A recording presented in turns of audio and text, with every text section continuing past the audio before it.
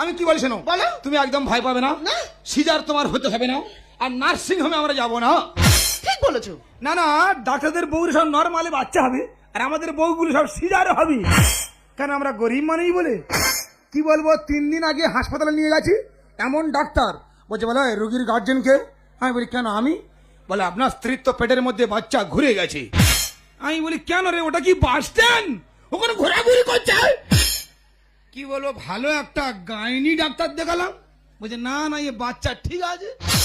ভাবো, হাসপাতালে ডাক্তারের সঙ্গে নার্সিং হোমে সব সেটিং আছে। তোমাকে ভয় দেখাবে, ভয় দেখালে তুমি নার্সিং হোমে ছুটবে, আর নার্সিং হোমে গেলে 35-40 হাজার টাকা খরচ।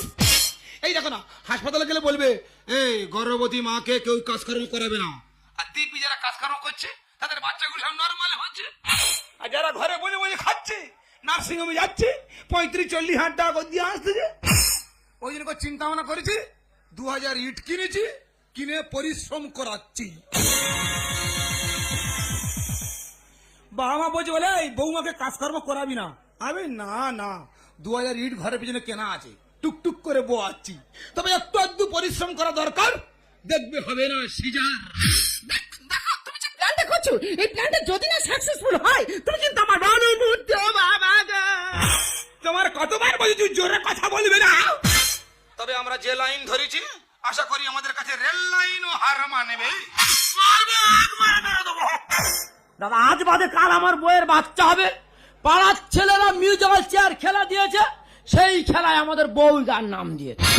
দাদা কি বলবো, খিরিজ গাছের মাথায় উঠে দেখছি দেবলাপুরীর মতো লোক, পাড়ার লোক হলি মাচল ভক্তদের বউয়ের পেটে বাচ্চা, সেই অবস্থা চেয়ার খেলার নাম দিয়েছে। তবে মিথ্যা কথা বলবো না, যে আমার দেখাশোনা করে বিয়েটা দিয়েছে, যদি সামনে পাই তার যে কি করবো। দাদা সত্যি কথা বলবি? সত্যি কথা বলবি তো? দাদা তুই আমার দেখাশোনা করে বিয়েটা দিয়েছিস। কি আমি? হ্যাঁ, তোর মাথা খারাপ হয়ে গেছে? আমার শ্বশুর মশাই বললো, বলে বাবা ভক্তব্য ছেলেটা কেমন? আমি বলি খুব ভালো। সেইভাবে তো আমার শালির সঙ্গে তোর বিয়েটা হলো। মানে দাদা কি জানো না? না ঠিক আছে দিদি, বল ভাই, তুমি আমার দেখাশোনা করে বিয়েটা দিয়েছো। মোটেই না, মোটেই না। আমার মামা বললো বড় খুকি ভক্ত বলে ছেলেটা কেমন? আমি বলি খুব ভালো, খুব ভালো, খুব ভালো। ইকো হচ্ছে। সেইভাবে দেখাশোনা করে তো বিয়েটা দিল। ঠিক আছে দাদা, তুই বেঁচে গেলি।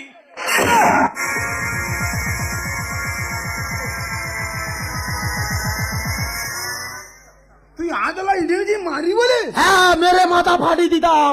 মানে যদি আমরা বলতাম যে হ্যাঁ আমরা দেখাশোনা করে বিয়েটা দিচ্ছি, এই আদলা ইটের বাড়ি মাথায় পড়তো?